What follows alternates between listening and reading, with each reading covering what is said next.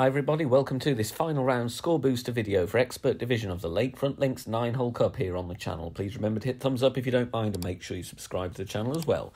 Totally free to do so.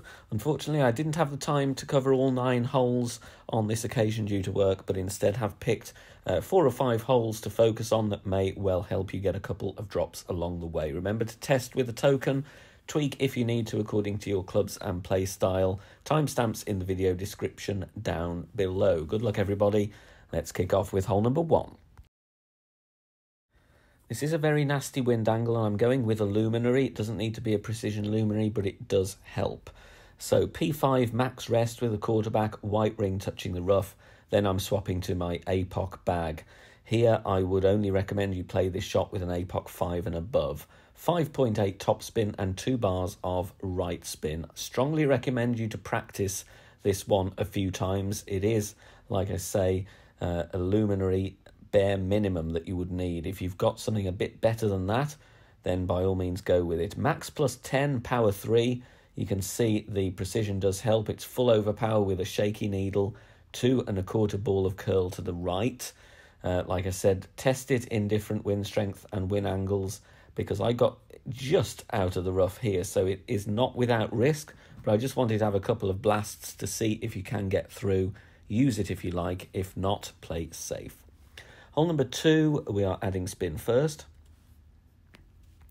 4 back spin and 2 left spin, and then we're having the yellow ring touching the rough line with the quarterback. And look at the tip of the ball guide here, that's what's the crucial reference.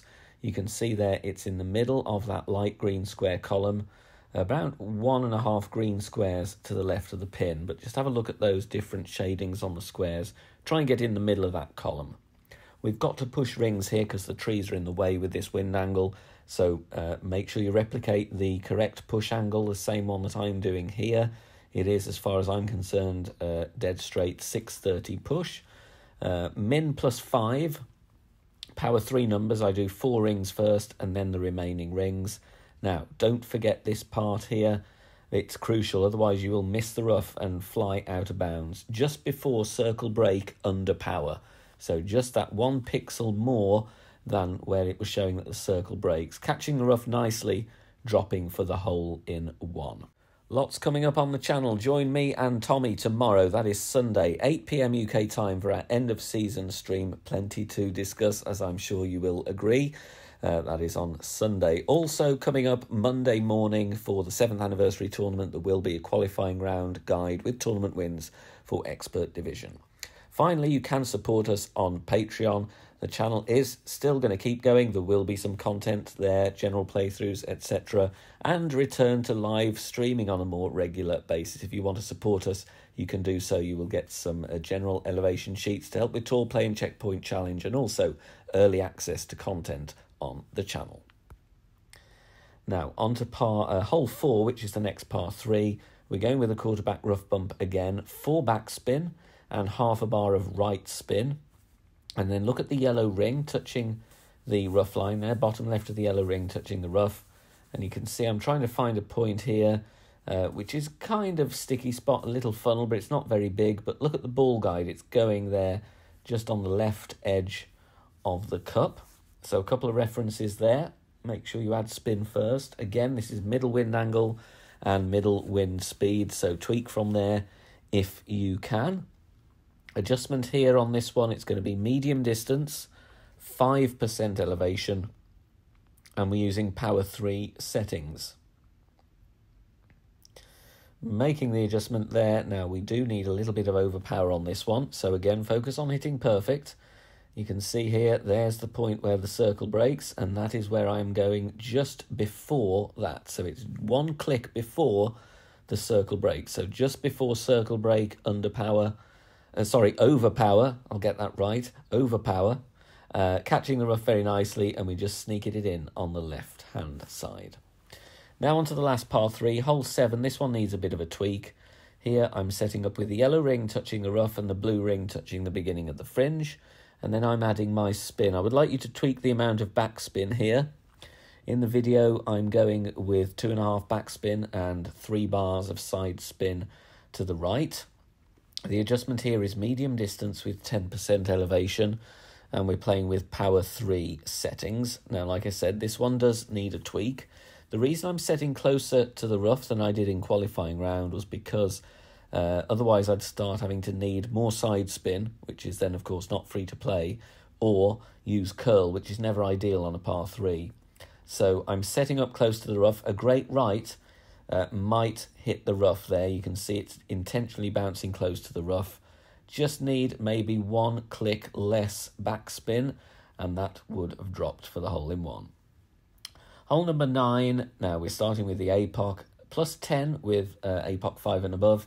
APOC 5 and 6 will have the blue ring touching the rough on the left, adding spin, which is going to be 5.8 top spin only, no side spin.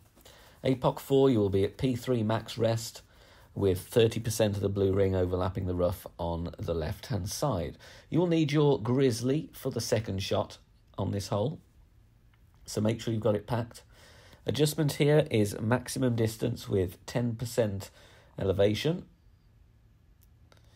And then we're going to take our shot. It's going to be just a case of centering the ball and hit perfect. No overpower. You don't have to use a precision ball, of course, just using that to get the content as quickly as possible for you in the time I had available. Catching the rough and rolling out with all that nice top spin into the middle of the shadows. Drive distance is going to be around 360 yards. Top white fringe check. So move the target so the ball guide before spin is through the hole, and look at the top left side of the white ring. It's touching the beginning of the fringe. Plus 4 is the plus yards given. We're going to use that as our reference. We are adding top spin only, 2 bars of top spin. And I'm having the blue ring touching the rough line. Plus 4 with Grizzly 9 will be plus 7 with Grizzly 7 and 8. And those values, then that would equate to 73% slider for me and 5% elevation. The only thing I would like you to do differently is aim at the right edge of the cup, because I missed this one to the left. Now, I'm happy with the adjustment. I'm happy with the setup as well.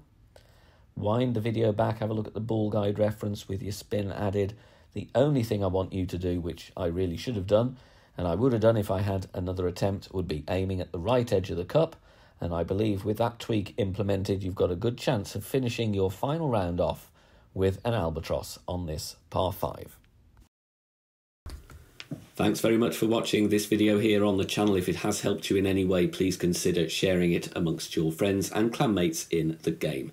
Join us also on Facebook. Head over there, search for BK Golf Clash and join our free group. Loads of members there sharing shots. Free guides are posted, as well as loads of other great Golf Clash resources. So check us out there. You can join in the discussion and also leave feedback on the game in general. Finally, if you wish to help support the channel and keep the content free for everybody, please consider becoming a Patreon member. The link is in the video description down below. Good luck, see you soon, bye for now.